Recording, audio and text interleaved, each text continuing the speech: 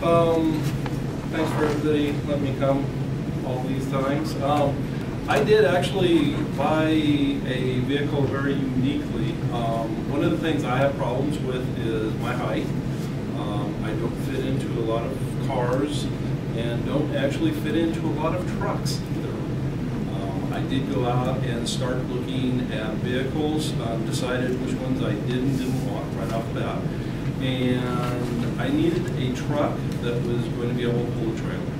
So I want to make sure that it was going to be big enough for me. It was also going to be big enough for my kids. I have 2 children. And my main assumption is that my son is going to be very close to my height. So I started actually going into some of the car dealerships and sat in the back seat. Had a very unique experience with one of the dealer guys that was actually different than usual. He actually wanted to pull the seat forward. When I sat in the back seat, he's like, no, here, let me move the front seat forward so you fit. I'm like, no, you need to understand, I'm going to be sitting in the front seat and my son will be in the back seat. So I pretty much had to let him know the condition and let him know that that wasn't going to work out for the size of that one as well. So decided not to pursue that kind of vehicle anymore. My next step from there was actually ones that I already knew. So I started going online and looking up other trucks and found one in Lakeport.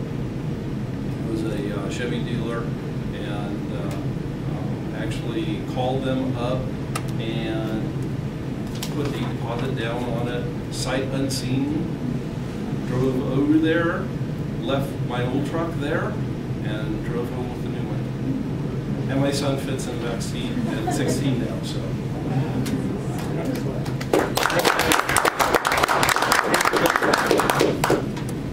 Excellent speech. The second question or the idea I have is, I was watching TV last night, Channel 6, and there was a music players, they were singing, dancing at the White House, and Obama and Michelle Obama, they were there. And I saw their daughter sitting next to them, one sitting on one side, the other one on the other side. Looking at their expressions, I was thinking, these kids are bored, they need to do something else. They're not here to listen to the violin, who's playing the violin. So the idea is, what did you think growing up as a kid, as a well-known family, is the president of the country, and the kids has to be accompanied by him all the time wherever you go.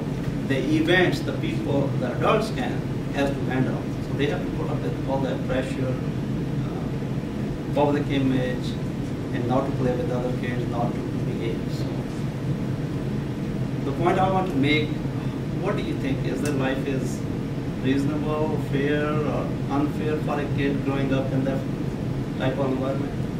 What do you think? What's your idea? Anyone? All right.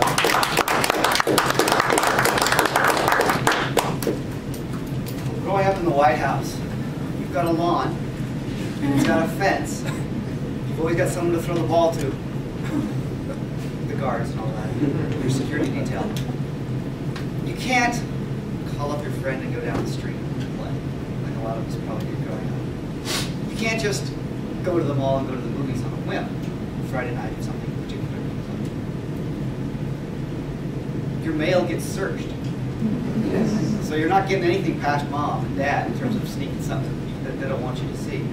So in many respects, you live a sheltered life, in that you're not experiencing the average person's life.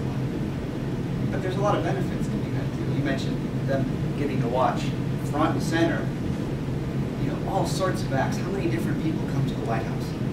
All different countries, all different perspectives. They might sit there and get Yo-Yo Ma playing for them right there. You know, they might get a comedian who gives a bit of a biting commentary to their parents in a good-natured way.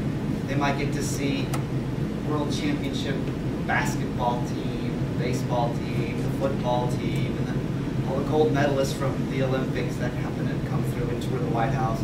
They get to meet other kids, potentially, from other families who are in visiting, you know, because they're ambassadors' children or they're other state children. School should be otherwise pretty much the same, in that, much like their peers, they're in a private school. It's a standard school setting. I would imagine it'd be hard-pressed for a first children or child to throw that in the teacher's face. Well, you're not going to get me a detention, my dad's the president. I just don't see that happening.